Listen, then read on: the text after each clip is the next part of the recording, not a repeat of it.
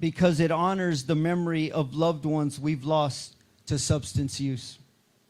To those who carry that pain today, know that your grief matters. God sees your sorrow, and He walks beside you in it. His word promises in Psalms 34:18, the Lord is close to the brokenhearted and saves those who are crushed in spirit. So as we walk for healing, for remembrance, and for hope. We walk to remind every hurting heart that God can bring beauty out of ashes, that He can turn mourning into joy, and that even in loss, love lives on. This 1 mile walk isn't just about movement, it's about meaning. It's a celebration of life, of recovery, of new beginnings, and of faith that keeps us moving when the road gets hard.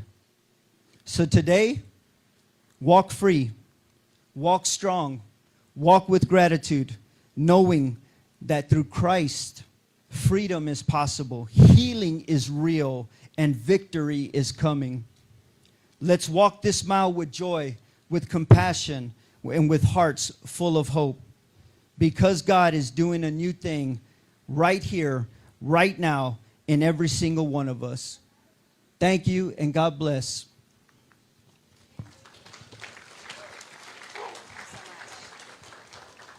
Thank you, Pastor. That was beautiful.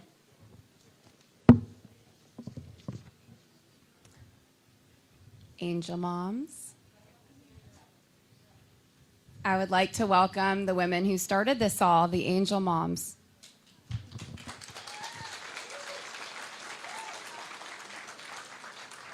Hi, everyone. I just really want to welcome you all to our 3rd annual Souls Walking for Souls event.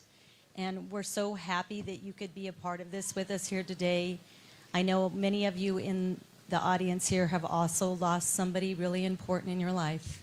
And we just want you to know that we're here to honor your children and your family members just like we are honoring our own children. This is for all of us, not just for us moms up here, but for every one of you that has lost somebody. This is for you. And one thing I want to say that is actually good is I went to the governor's website and I read some really amazing statistics about fentanyl. So as you know, 22 and 23 were the actual highest years for fentanyl deaths in the state of Texas. But guess what? That's dropped 42%.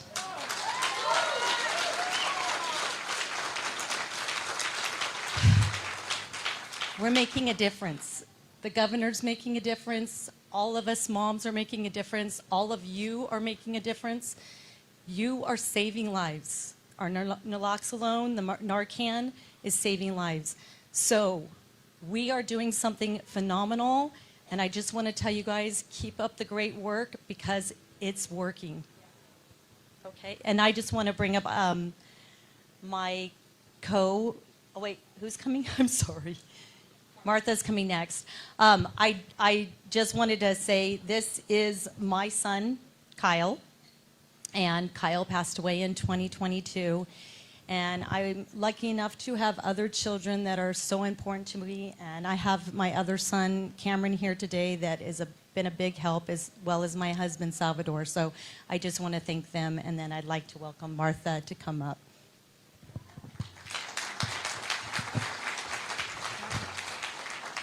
Hello, I'm Martha Johnson. I'm Jake, Ryan's grandma. Well, he calls me Mimi. I just want to thank everyone that has come out with your, for supporting us and spreading awareness. That's what we're here for. We need to keep on spreading this awareness of fentanyl. So talk to everyone you know, and I even hate to say this, but youngest 10 up. Tell them about it. Tell them. Just let them know that it looks like candy, gummy bear, not to take anything from anyone. Jake took one pill. He struggled with anxiety, and it was, he asked a friend for something for anxiety. They gave him an oxy, and it killed him. A friend of ours, Mike Land, says, and this is true, one try, you die.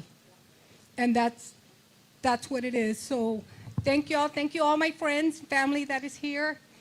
Thank you all for being here and supporting us. Governor Abbott, thank you.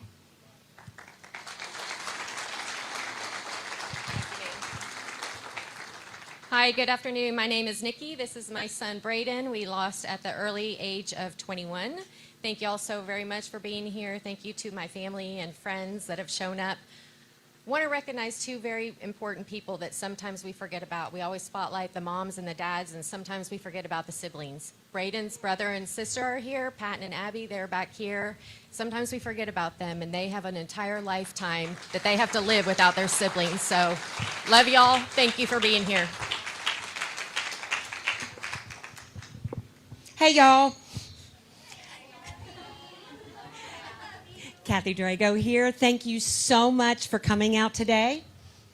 This is my beautiful son, Cody, that I lost in 2022 at 28 years old. And I had decided right after he passed away, it was time to take my pain and turn it into a purpose. I met these lovely women and so have been supported in such a beautiful way by so many people. I thank you all for being here today. You have no idea how much it means to us, how much it means to our community and to the state of Texas. I want to thank this amazing panel that is here today. Governor Abbott, Mayor Jones, oh my gosh, Chief McManus, I've been waiting for you for 2 years to get here. I'm just so excited that this group of people are up here supporting our mission in fighting fentanyl and getting this poison off of our streets. We don't want any other families to have to go through what we've gone through the last several years. Lastly, I want to thank my team. I want to thank my ride or die, Christina. I want to thank my best friend, Pam, my Monarch Trophy peeps who have literally been so awesome in supporting what we've done. And thank you. You know, sometimes moms, you know, we're passionate and everything. And like Nikki said, we forget about the siblings and what it's all about. But this grief process for families is really, really hard. And I want to thank my husband who has literally lifted me up and stepped alongside me along with my family in this passion that I have in fighting this fentanyl crisis. Thank you all so much, and thank you for being here today.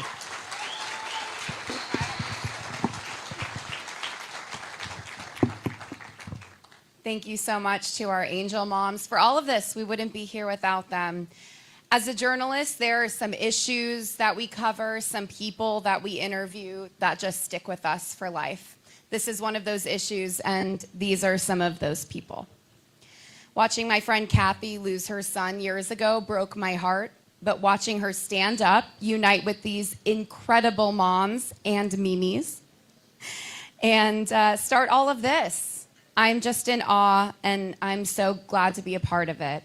It's been an absolute privilege to spend time and connect with each and every one of these angel moms.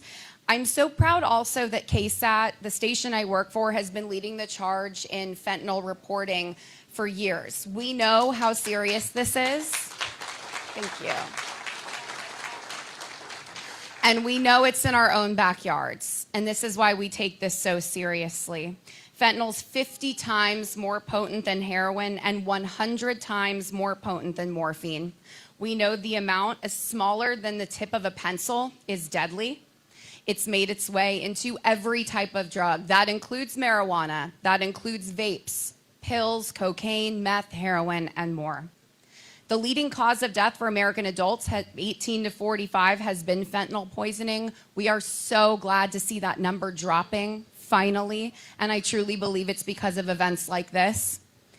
No one person, no one family, organization can tackle this alone. No one political party, no law enforcement agency. It has to be every single one of us. And look around you right now for just a moment. Look how many people are here willing to try, willing to listen and learn, and then take what they learned today and share it with the people around him as though lives depend on it, because they do.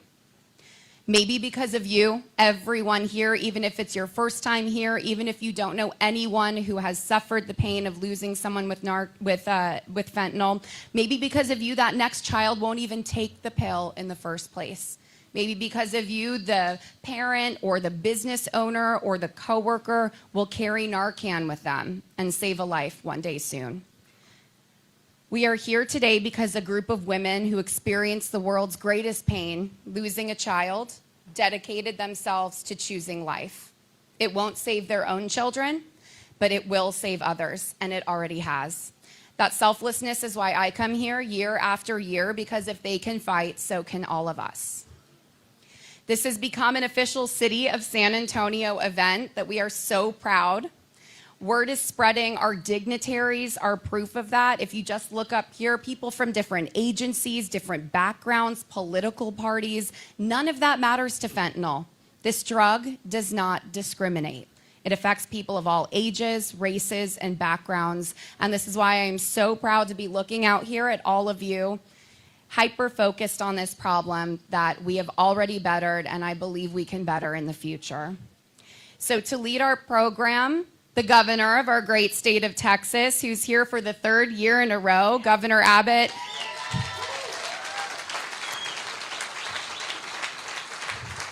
You dedicated October as Fentanyl Awareness Month to show how serious we are about fighting this drug. Thank you so much. Thank you very much. Let me start out with the people that I'm looking at right now. I want to thank everybody for taking the time to be a part of this event. As was mentioned, I've been at every one of these walks that have taken place. And what I can tell you is this is the most people to ever show up to this.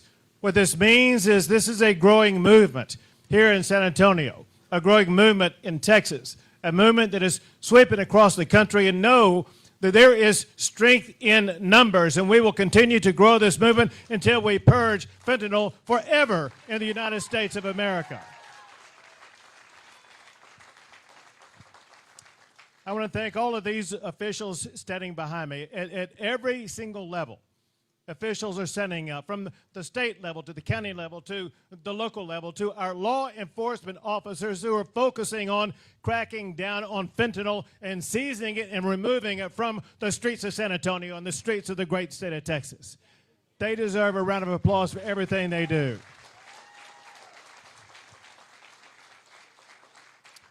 But mostly I want to thank these angel moms who may be the strongest people we have in the state of Texas.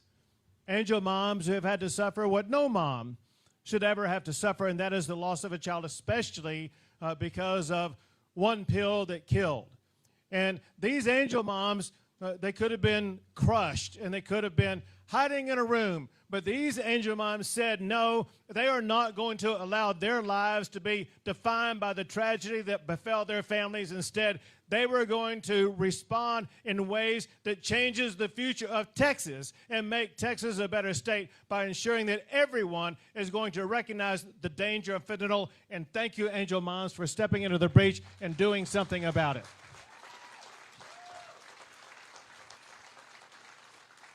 It was these angel moms and others like them across the state who descended upon the Texas Capitol to ensure that we were going to pass legislation that would alter the arc of fentanyl in the state of Texas. It led to the law that made October the Fentanyl Awareness Month, because awareness is job number one, to make sure everyone's going to be aware of the dangers of fentanyl. It led to the program of One Pill Kills to educate the public. It also led to classes being taught in our schools to educate our kids. As they're learning math and science and English and history, they're also learning about the dangers of fentanyl, maybe saving their lives, which could be one of the most important things that they learn.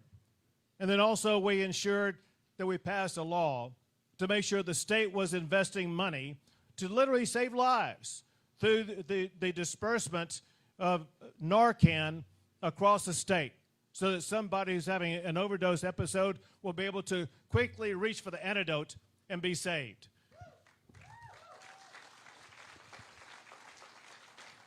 And with the education of the Angel Moms, we learned that fentanyl is not an overdose. It is a murder-type drug. And so we redefined the death certificate, not an overdose, but rather fentanyl poisoning, and we led to the charge of murder for anyone who provides fentanyl to someone who dies from it.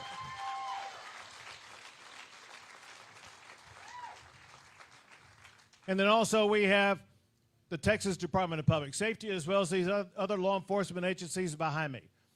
Just the Texas Department of Public Safety alone has seized more than enough fentanyl over the past few years that would be enough to kill every man, woman, and child in the United States, Canada, and Mexico combined.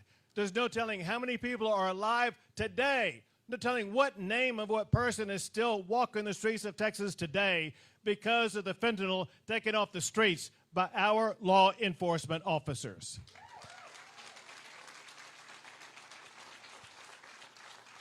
And it's that effort that led to the revelation of what the Texas Department of Health Services published on the website just recently, showing that in the great state of Texas, fentanyl deaths have declined by more than 40%, saving lives.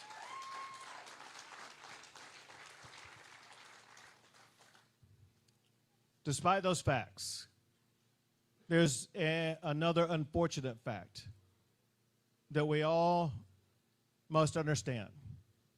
There's more work to be done. I learned this vividly just earlier this week when a good friend of mine explained to me that her niece had passed away because of fentanyl poisoning. I brought her card with me as Christina Pohl. And on that card is what's called an Irish blessing that I want to just quickly recite to you. It is, may the road rise up to meet you. May the wind always be at your back. May the sun shine warm upon your face and the rains fall soft upon the fields. And until we meet again, may God hold you in the palm of his hand. I say this knowing that in the palm of God's hand are the children of each and every one of these angel mothers, and God will hold those children in the palm of his hand until they meet again.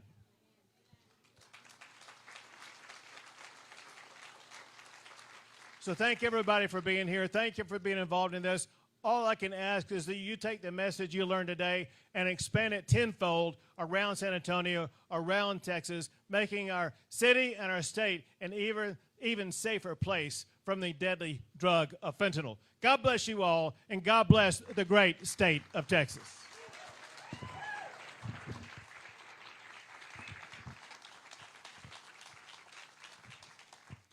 Thank you, Governor. And we will have some more dignitaries speaking. But before we do that, I want to make sure we list some of the other dignitaries that are in attendance today. We have State Representative John Lujan, State Representative Mark LaHood. We have Senator Jose Menendez here, Houston HIDA Director Mike McDaniel, San Antonio HIDA Representative Fred Delgado, Bexar County Judge Peter Sakai, and we have BCSO Deputy Johnny Garcia, who we may be seeing in just a bit. But thank you all for being here. Even if we're not hearing a full speech, your support matters so, so much to us. Yes.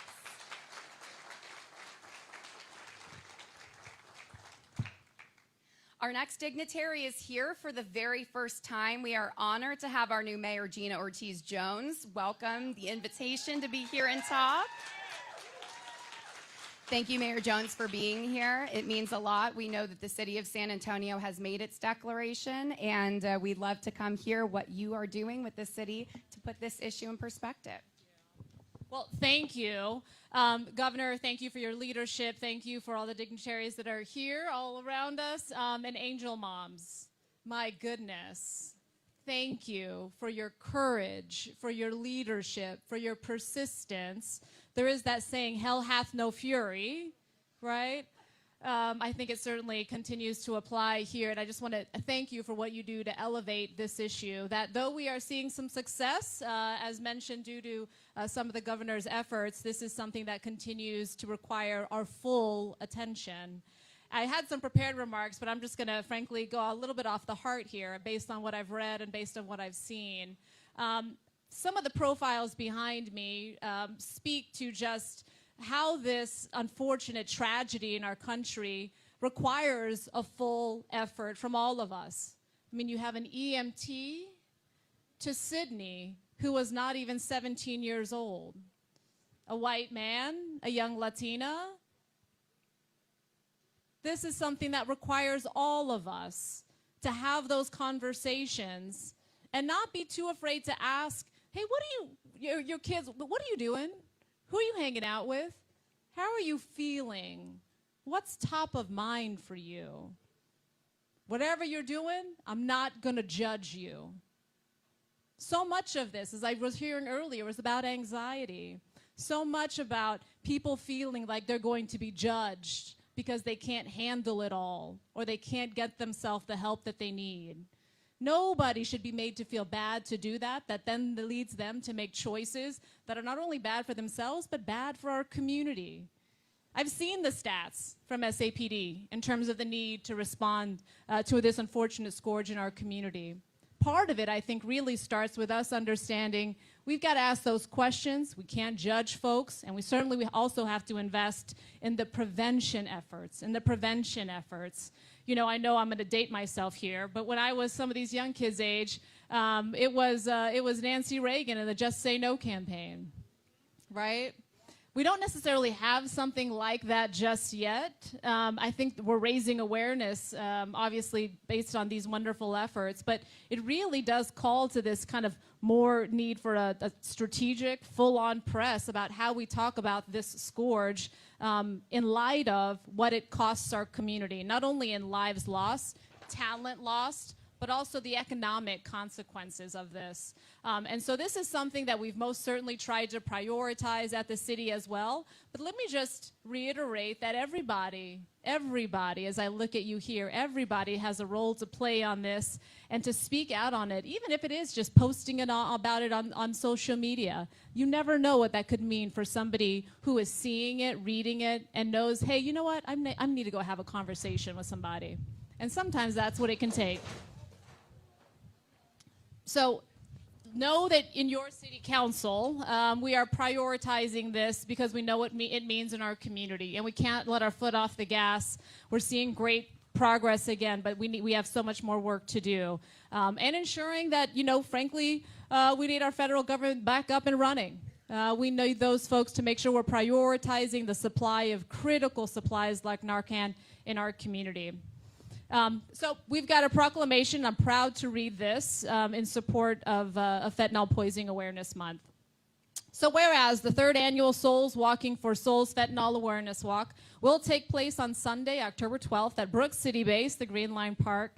This event is hosted by Angel Moms to raise awareness for the fentanyl crisis plaguing our state and our nation.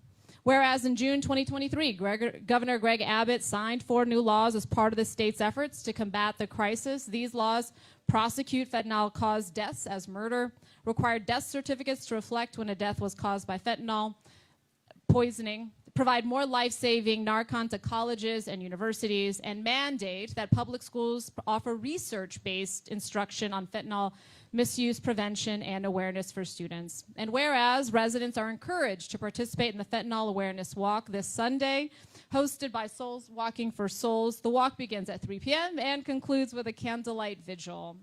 San Antonio area agencies will be on site to provide information on substance abuse, prevention, harm reduction, and recovery. Now, therefore, I, Gina Ortiz Jones, Mayor of the City of San Antonio, in recognition thereof, do hereby proclaim the month of October 2025 to be Fentanyl Poisoning Awareness Month in San Antonio, Texas. Should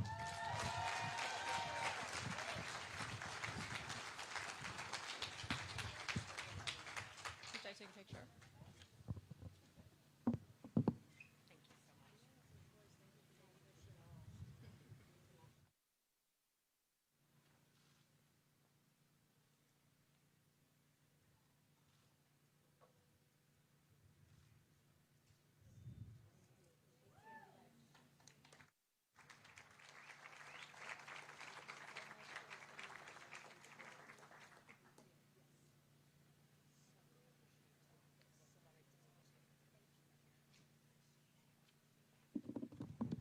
Thank you, Mayor. We so appreciate you being here on your first opportunity. Another proclamation, ladies. Congratulations. So when we talk about a drug issue, especially one as invasive as fentanyl, we have to talk about law enforcement, and that's why you see so much law enforcement up here. We can't do this without them, and it doesn't take just one agency. So we are very lucky to have all of you here today to explain the different perspectives you have on how we're handling the fentanyl crisis. So the first person I'd like to welcome up is San Antonio Police Chief William McManus.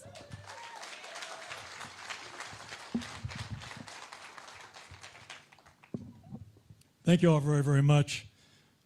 First thing I want to say is my condolences to anyone out here, Angel Moms, and anyone else out here who has lost anyone to fentanyl or any other drug for that matter.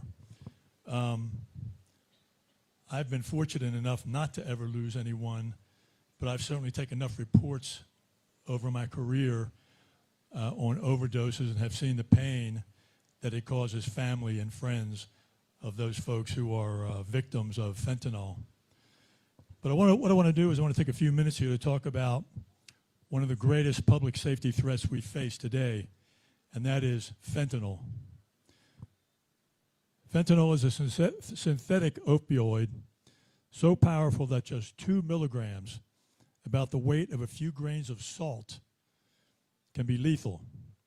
It was originally developed for use in hospitals to manage severe pain. What we are dealing with on the streets today is not medical fentanyl. It's illicitly manufactured, cheaply made, and cut into everything from pain pills to cocaine, heroin, and meth. Pretty much every drug that everyone's using out there. Most of the people dying from fentanyl never even knew that they were taking it. The numbers tell the story. Nationwide, last year, more than 105,000 Americans died from drug overdoses, and roughly 72,000 of those involved fentanyl or other synthetic opioids. Here in Texas, about 5 people die every day from fentanyl poisoning. That's 5 families torn apart every day by a drug no bigger than a speck of dust. For every fatal overdose, there are many more who survive, but with devastating results. Those who make it through an overdose often suffer brain injury, heart or lung damage, and the trauma that comes from being pulled back from the brink of death. Many never fully recover. What makes fentanyl especially dangerous is how unpredictable it is. The person who buys 1 pill or 1 bag has no idea what's inside of it. There's no way to eyeball a safe dose. A counterfeit pill that looks like a prescription painkiller can contain enough fentanyl to kill several people. And the speed of this drug is brutal. An overdose can happen in just seconds, before anyone can call for help, before Narcan can be used, before a life can be saved. That's why we made Narcan more widely available, training our officers and educating the community on how to recognize an overdose and act quickly. Enforcement alone isn't enough. We need prevention, treatment, and honest conversations. Parents, talk to your kids about fentanyl. Teachers, coaches, mentors, remind our young people that this isn't a party drug. 1 pill, 1 time can end a life. As a city, as a department, we're committed to fighting that crisis on every front by intercepting supply, arming the public with information that they need to fight it. Let's stay vigilant, spread awareness, and keep our community safe. Thank you all.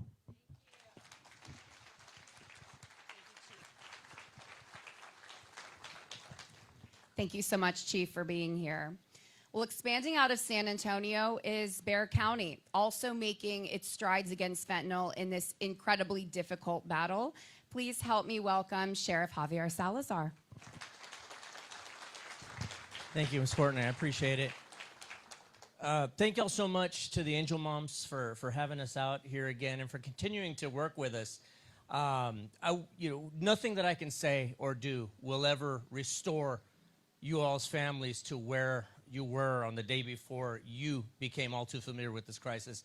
And nothing I can say up here will teach you anything new about it, because you know this topic all too well. You're all unwilling experts on this topic, although you never intended to be. And so from my perspective, from the sheriff's office perspective, I do want you to know that we have changed our philosophies and our way of doing things at the sheriff's office. We don't call it an overdose. We call it a poisoning. You all taught me that. You all work with us extensively on the One Pill Can Kill presentations that we do out in the community. At the sheriff's office, we certainly also handle these appropriately. Every time we get one of these, we look at it through the lens of a murder investigation, because they are handled to that effect. And we've for several years now pursued the federal statutes with regard to this horrible, horrible crime. And so from an enforcement perspective, it's something that we continue to do. You know, just January 31st, I believe it was, we took 500,000 pills off the streets in one fell swoop. But even then, we can't just stop and declare victory and do the touchdown dance, because we also know that while we're high-fiving on the side of the road for the 500,000 pills, how many 18-wheelers drove past us at that very same moment, loaded down to the gills with this nasty stuff, and probably driven by a U.S. citizen, because unfortunately, it's something that we're continuing to do to ourselves. And so from our perspective, what we prefer to do is pursue it, although we may never win the war through arresting this issue away. I wish we could, but the reality is that we probably won't. What we can do is continue to fight the information war.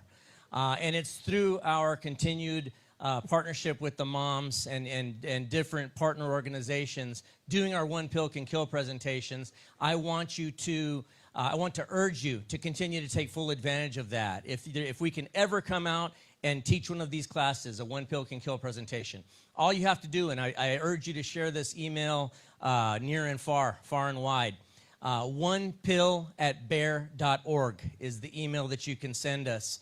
And we will come out and we will teach this class. And we don't care if there's 2 people in the room or 200 people in the room.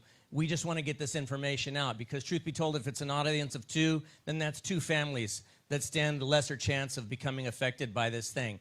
And so the last thing that we can hope for is to continue to support you all, not just with those, but through events like this that raise awareness.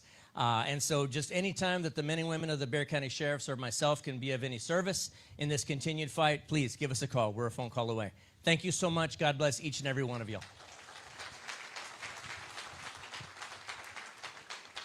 Thank you, Sheriff, for being here. We appreciate it. Now, when we talk about law enforcement needing to step up, we mean at every single level. And you see that right here in our line of dignitaries, especially those who are so close to the issue at hand. So Lieutenant Christopher Olivares with the Department of Public Safety has a unique and incredibly important perspective. Thank you so much for being here year after year. Let me give you the mic, and you can tell us what you're working on.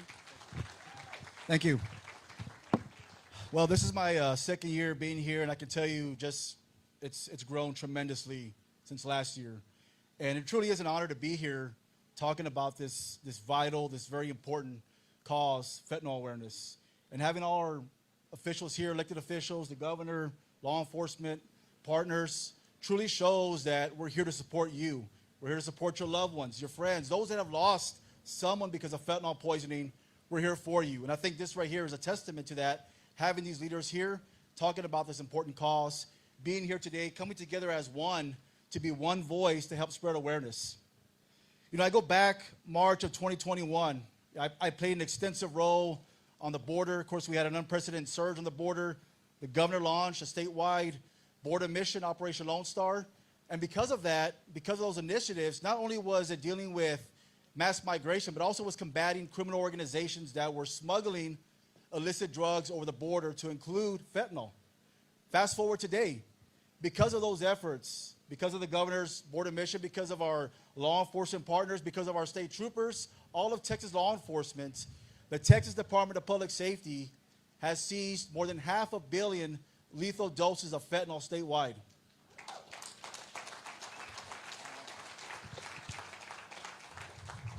Now, I say that's tremendous work that our troopers are doing, our law enforcement's doing across the state.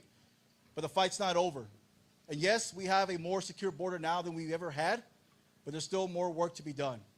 And that's why having an event like this, Having all of you come together here today is important and shows that there is more work to do.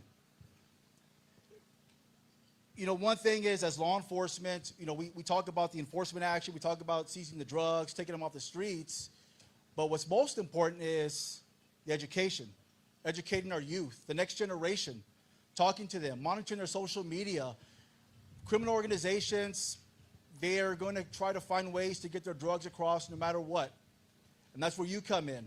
Our media partners, they come in as well, helping to spread that awareness so we can educate not only our children, our youth, but also going out to schools.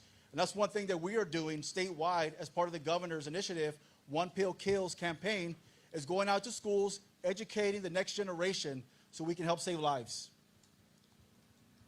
I can tell you these events, they continue to grow, but what's most important is coming together as one.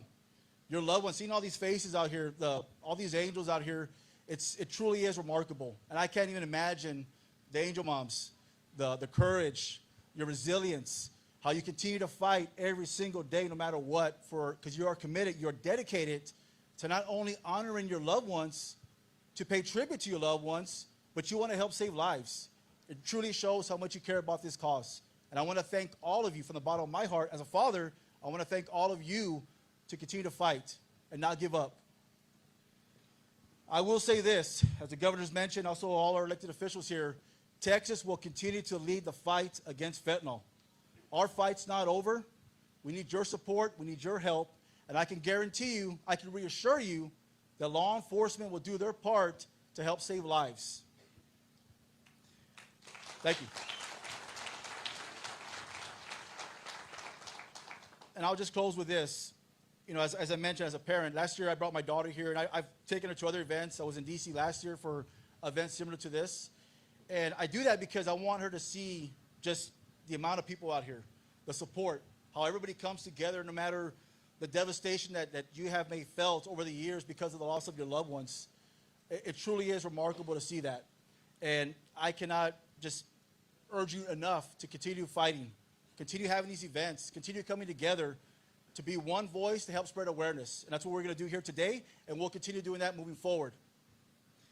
And your loved ones right now will be so proud of you, looking down on you right now on what you're doing and how you continue to fight, how you continue to move forward, how you continue to contribute to the communities to help save lives. You're not alone in this fight. As you can see here, all these people that are standing up here today, law enforcement across the state, we're here for you. We're going to continue being here for you. The fight's not over. God bless you all. Thank you. Thank you so much. And that's such a good point. I know we've said it many times before. The angel moms have said it. This is not just a solemn day. Of course, there's a candlelight vigil at the end of this, but this is a day of celebration that we're all coming together. I love seeing all the little kiddos. Mine's running around like crazy somewhere out here. But I want these kids to grow up remembering that they've been at these walks and remembering that this is such a serious issue. Hopefully by the time the little ones are older, this won't be a problem anymore. The next person I would like to introduce is a new dignitary for the first time at our event. We are thrilled to have his expertise and background. Earlier this week, we had a KSAT town hall on fentanyl awareness, and Wendell was here, Wendell Campbell, the Houston HIDTA drug intelligence officer, former DEA agent, which is extremely important to have that perspective. You were instrumental in teaching us the nitty-gritty parts of this, which as the public, we do need to know. So I'd like to welcome up Wendell Campbell, please.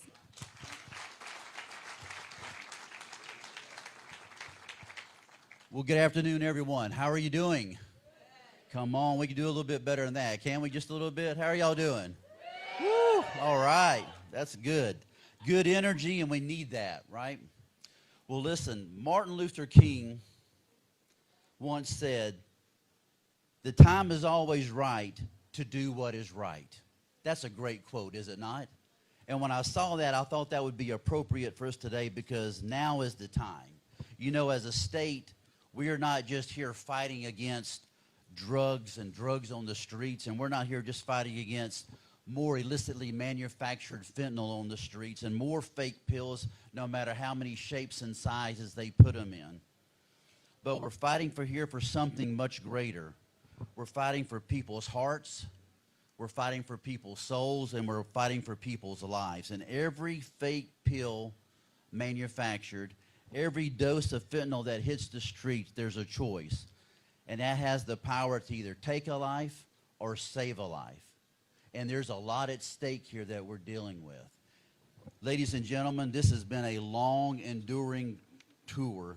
Since 2014, working both as a DEA agent and working with HIDTA task forces and so forth, we started seeing the rise of what was called fake pills on the streets.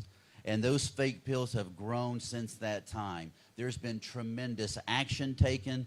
There has been great legislation passed, but there is still more to do. So this afternoon, this isn't just about drug awareness and education, even though that's part of it, but this is more of a call to action once again, a refreshment to step up, a reminder that we are to remain vigilant, seriously vigilant, and realize that this fight against fentanyl and the various new drugs moving into our community, that it's not just something happening somewhere else in another state or on the East Coast and so forth, but it's happening right here in our backyard.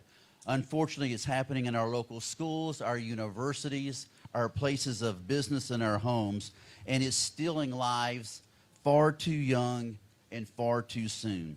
This past week, I was on the phone with CDC looking at some data sets, and I'm thankful to say that nationwide, and has been identified for the state of Texas, and I'm grateful for, we're seeing the number of deaths go down. That's a great thing, is it not?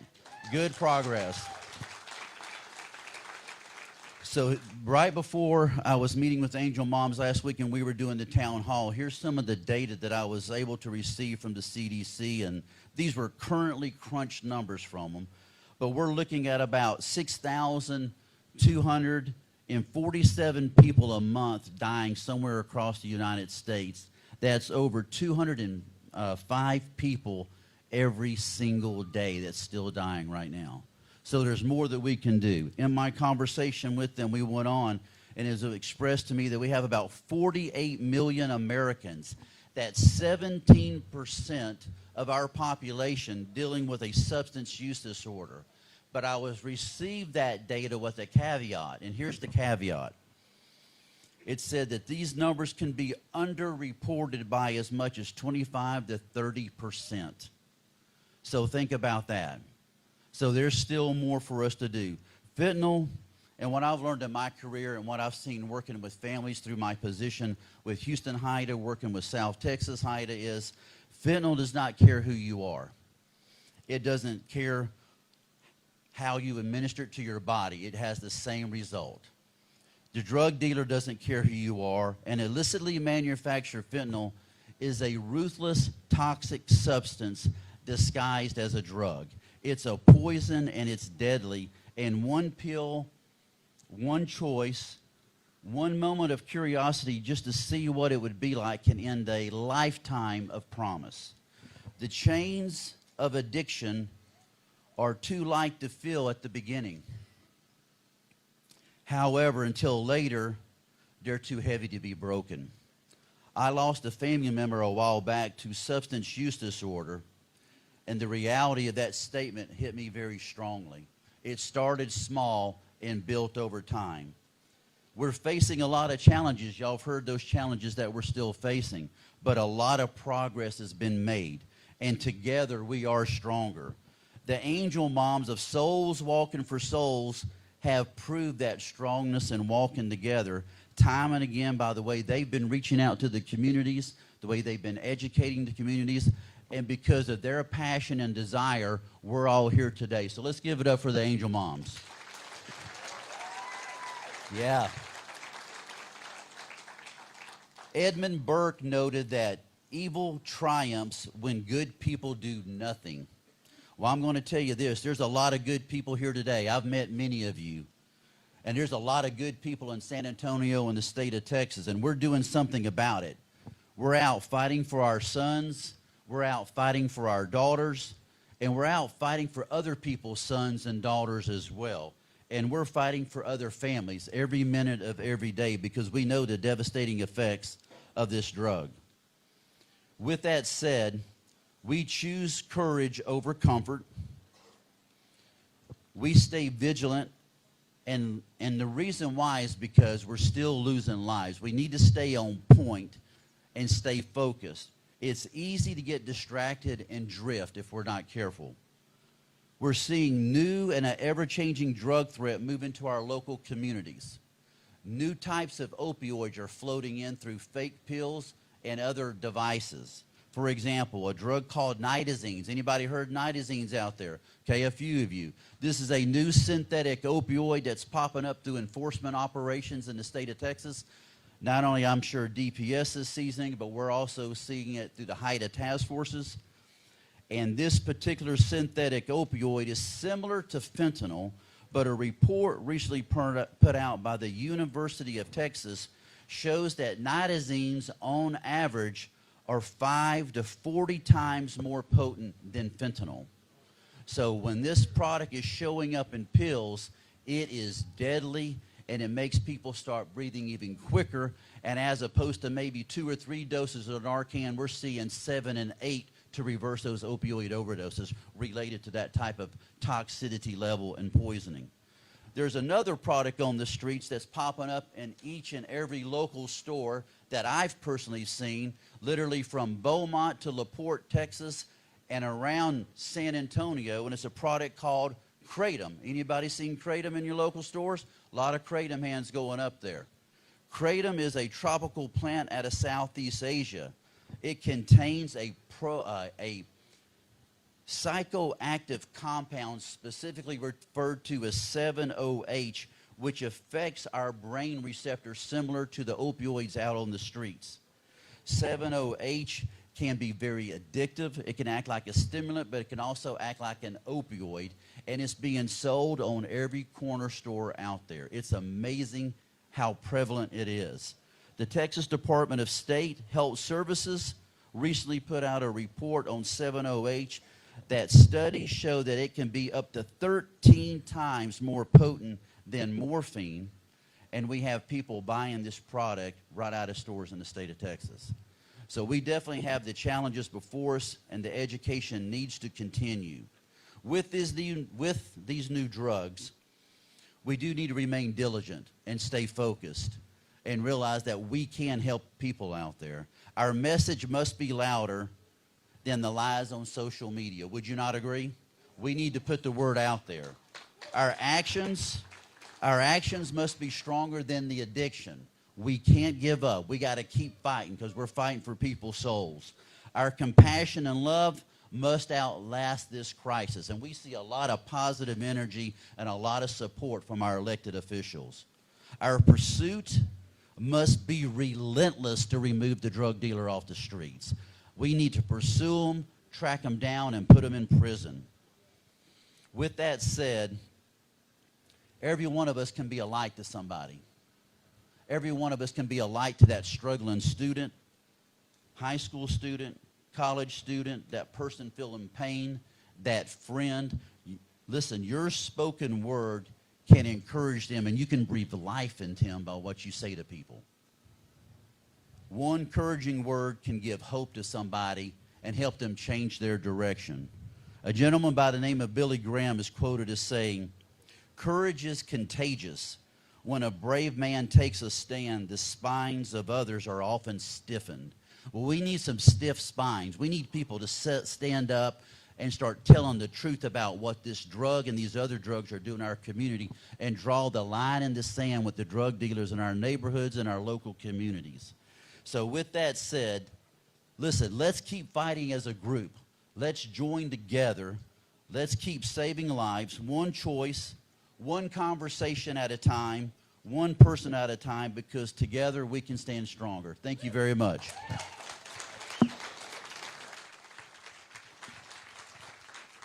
Thank you, Wendell. We appreciate it. It's so important to be up to speed on what is out there, and that's why these frank conversations are so important. Our last speaker is arguably the most important, because this is the person with the perspective of what it's like to lose a child. It's one of our amazing angel moms, and I know Martha earlier and in several stories we've done with her before has said this. One of our other angel moms, or Angel Mimi, wherever she is, she says something so crucial, that you need to start educating your kids as young as 10. Now, when a lot of us hear that, it makes us a little bit stressed out, right? Well, there are the right words to say, and it is crucial. And that's why Kim Gillahan is here, because her loss hit so early. And we so appreciate you being brave enough to share the story with us. Please welcome Kim.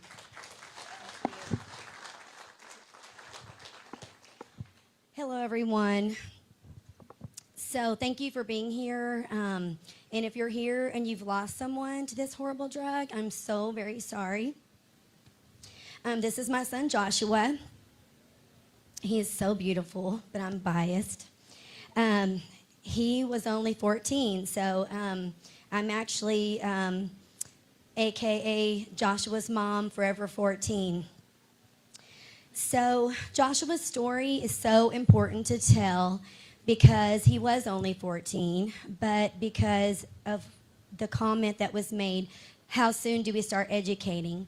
Joshua lost his life in 2022 when we didn't really know about fentanyl.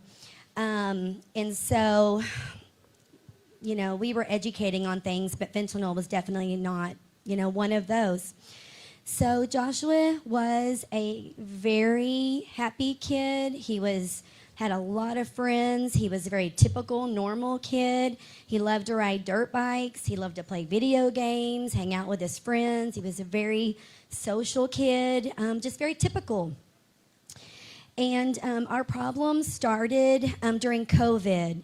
And going through COVID at the time, I didn't really think it was going to be that big of a deal for us, but it ended up being the worst thing that ever happened.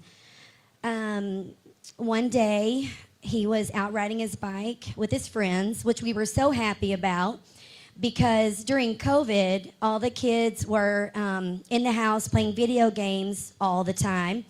And so, you know, once things got a little bit further along and we started feeling a little bit more comfortable, we started letting him hang out with his friends again, outside and different things.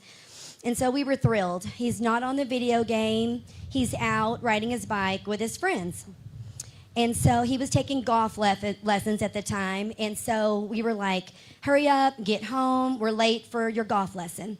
So he comes home, and my husband at the time, Joshua's father, noticed that he made it a point to run upstairs really quick and put his backpack away instead of just hopping in the car. And his spidey senses went off, and so he went upstairs and looked in the backpack, trying to figure out why it was so important for him to put his backpack away, and he found marijuana. Josh was only 12 years old whenever this happened. I'm 55. That wasn't my thing when I was young, very ignorant about that sort of thing. So we were just shocked, horrified, and scared to death. And so some people would say, well, why were you so worried? It was only marijuana. But I was really worried because I had a brother that passed away from a drug overdose when Joshua was just a baby. And I know that addiction runs in families, and so I was very concerned. So we started trying to figure out why. Why is this 12-year-old kid messing with drugs? And so we started counseling, and lots of things, you know, we learned a lot of things. He had been diagnosed with ADHD. He did have some anxiety. He was in middle school, for God's sakes. I think that would cause anxiety for just about anyone. And so it was just a hard time. It was during COVID. It was all the things. It was almost like a perfect storm, I feel like. And as we got into it all, the bottom line was he loved the way it made him feel. He literally told me, it's like my medicine. It makes me feel normal. I study better with it. He absolutely loved it. And so I'm like, this is insanity. I just could not even comprehend what was happening in my house. So we kept going to counseling and all the things, and this was like a 2-year battle with this marijuana issue. We ended up finally relenting and actually putting him on like Lexapro because we were trying to treat the anxiety and hoping that If we did that, then he wouldn't seek out, the marijuana. I don't know if you know all about this, but, marijuana, aside from the fentanyl fact that it's not safe, even if it's just good old marijuana, it is not safe or good for children whose brains are developing. Your brains are not developed properly and fully until you're like 23, 25, 26 years old. So when you start using drugs like that at this young of an age, especially today with as potent as marijuana is, you are absolutely damaging your brain. My kid was very smart, and I had great plans for him. And my main concern was, number one, he was going to damage his very smart brain and not have a good life. Or number two, he was going to go down the road that my brother went and become an addict later in life. I'm not thinking that my 14-year-old kid is going to get a hold of something that's going to kill him instantly. So we did the counseling, we policed him, we searched the stuff, we went through the phone. He would be grounded, then ungrounded, and all the things that we do. And we battled this for, like I said, 2 years off and on. So fast forward to the summer in between 8th grade and his freshman year of high school. And he got in trouble for other things, like riding his dirt bike in the neighborhood and getting a ticket, or having friends over when I wasn't home when he wasn't supposed to. And so we were just like, you know what? We're over it. We took his phone away again, and we literally locked him down. And we were like, you're not going to spend the night with anyone. I think he could have like one friend over, but he had to have parental, people around or whatever all the time. So we did that for the summer, and we had a great summer. He did great. All of his friends were telling us that they felt like he was doing great. And so went through the summer, so school starts, and it was the first week of school. He was so excited about being a freshman. And, like I said, he was a fun kid. He was looking forward to lots of fun things. And so I was trying to motivate him. You take their phone away, you do all those things, but those are negative things, and we have to do those things. But you also have to try to motivate in positive ways. So I thought, well, we're going to let him know that he is not going to ride in cars with his friends that get driver's licenses. He's not going to get a driver's license. He's not going to have that opportunity. Like, he's got to make good decisions, or we're not going to reward him with any of these things he's looking forward to doing. And so he goes to school the first week, and every day he's like, just great. He's excited. He loves it, And so it was the Friday of the first week of school, and I was really busy because I was going out of town the next day. And so we are sitting at my island, and I had grabbed like fast food. It was Sonic. And we're talking, and he's telling me all about his first week at school. And he had such a great time, and he met a girl, and he wanted to invite her to homecoming. And homecoming was like 2 weeks after school started or something. And he was asking me, how do we get a mom and all that? And I told him I would take care of that. And he said, Mom, I'm really going to try for school, because he was really smart. He could make good grades, but he just wouldn't get his work done. It was just a constant crack, of the whip or whatever. But he understood that this is when it matters. I hoped he was going to go to Texas A&M. I'm an Aggie. Sorry, but whoop. So I was brainwashing him as much as I could, his whole life, and trying to push him in that direction. And, whatever he would have done would have been wonderful, but I would have hoped he wouldn't have gone to UT. Sorry, UT people. But anyway, but whatever he would have wanted, I would have dealt with it. But so he was he was doing really, really good. So we had our hamburger, and then he walked up the stairs, and that was the last time that I saw him walk up the stairs. And I can still see it right now. And I could try to remember, did I hug him? But I don't think so, because why would I? You don't hug your kid every time you see them. So you're not thinking, oh, I better give him a hug, because this is the last time I'm ever going to be able to do that. So I don't think I did. But he walked up the stairs, and I just went about my evening. I was leaving town the next day for a business thing, and I was washing clothes and packing stuff, and all the things you do. And he was up in his room the rest of the night, which was very normal. I mean, do your teenage kids ever come out of their room? And his dad came home from work, and he said, you know, how's it going? And I said, oh, it's good. I said, we had the best talk tonight. I said, he's doing so good. He's so excited about this year. I literally said, I think we've turned the corner.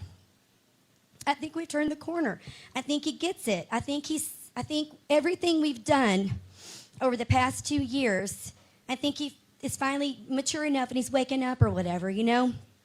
He says, oh God, I hope so. And then he goes, he had to work early at the hospital the next morning, so, you know, he goes and says something to Josh and then goes to bed.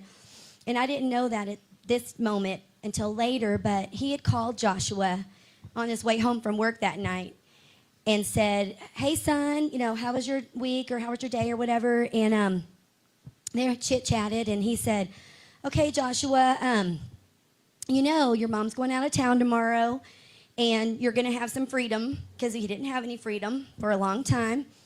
And he was trying to build trust, and he basically said, you know, this is your chance. Like, make good decisions, you know, et cetera, et cetera. This is your chance, you know. We're giving you this freedom.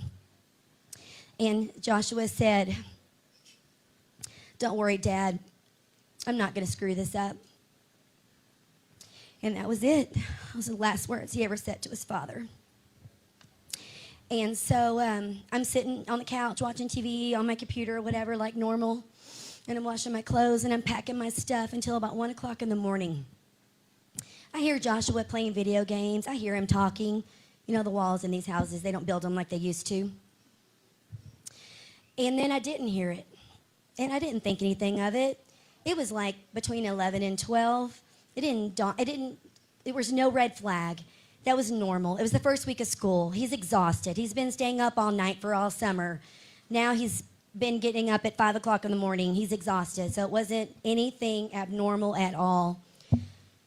My son's bedroom is directly above my bedroom.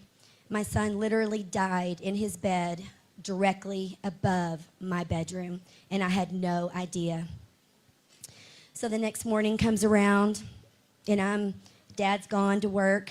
I'm scurrying around trying to get my stuff ready. My Uber is waiting. My suitcases are on the front porch. I've got my traveling backpack on my back. And at the last minute, I think to myself, oh my gosh, I've got to run upstairs and give Josh a hug. He hated for me to travel. I had to travel a lot with my job. And he would have been so upset if I hadn't gone and said goodbye. So I went up the stairs, and I called his name, and he didn't answer me. But that wasn't abnormal because he's a really hard sleeper. Called his name again. He didn't answer me. So then I reached down to touch him, and he was really cold. And I remember thinking, well, after I screamed, I remember thinking, wait a minute. His room is just really cold. It always was. Maybe I just can warm him up. You know, maybe he's just too cold. You know, and then I made the calls to the cousin and the neighbor across the street and the husband and the 911. And that was it. My kid was gone. And I had no idea really why, but I knew he took something because there was no other explanation. But I didn't know what until 3 months later. And so here we are, this kid, my only kid, that I did 5 in vitro fertilizations to get, that I had 11 days before I turned 38 years old. My whole world is gone. And later we would find out that he took a pill that he thought was a Percocet, and it was pure fentanyl. The only thing in his system was Lexapro and fentanyl, and it was enough fentanyl to kill an elephant. The only good thing I have to say is that I think it was peaceful. He looked just like he was sleeping, but I play that through my head every single day. And the people that are with me on a daily basis would never know that, but there is not a single day that goes by that I do not relive that morning every day of my life. And so I tell this story because everybody needs to understand that there is nothing safe out there, nothing. All the pills are fake. They're lacing vapes. They're lacing marijuana. Everything has fentanyl in it. And no experimentation is safe today. And the kids don't want to listen to their parents. So if you have kids here today that are younger, yes, of course, talk to them. But you've got to show them these stories of these kids that are younger, whatever. You've got to get on their level, and you've got to show them it's not just in Seattle with, you know, people that are doing this stuff all the time. It literally can be you, and it just takes one time. So thank you so much. Again, so sorry for you guys that have lost people to this horrificness. If there's anyone here that wants a Joshua bracelet or a flyer with his Texas Picture story, there's a table over there next to the TXAF that you can feel free to take a flyer and a bracelet. But just, you know, talk to your kids and hug them, and always, you know, take a lot of pictures, because this picture was taken the day he got his braces off. Who would have ever dreamed that the picture that I took of him standing in front of the candy cabinet at the orthodontist office would be the picture that graces almost every fentanyl poster or whatever, you know, that I have. You never know when that's going to be the situation. So thank you so much.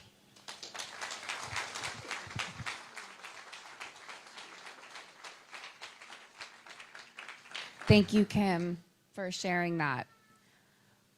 So many of us can't imagine what that's like, what the bravery and strength that it takes for all of these angel moms. I will speak collectively that we're in awe of you.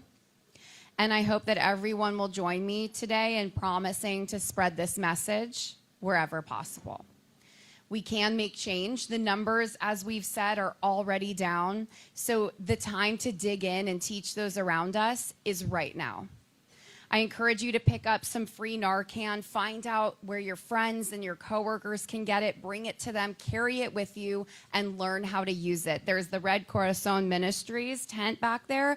They are doing Narcan trainings. It takes 30 seconds. It's not hard. Carry it with you wherever you go. You never know when you'll be able to save a life.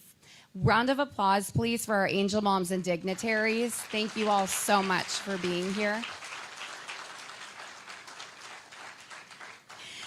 All right, the time is now. We're going to do this beautiful walk and remember why we're here, but also celebrate life and what we have coming before us and the difference that we can make. You can walk over to the big balloon arch by the moon to start the 1 mile walk around the Greenline Trail. And when you finish, please stay and enjoy the music, food trucks, vendors, and of course, the very special Texas Memorial Walkway. It's beautiful and powerful, and we hope that you'll take a stroll. And then our candlelight vigil will be following at 7.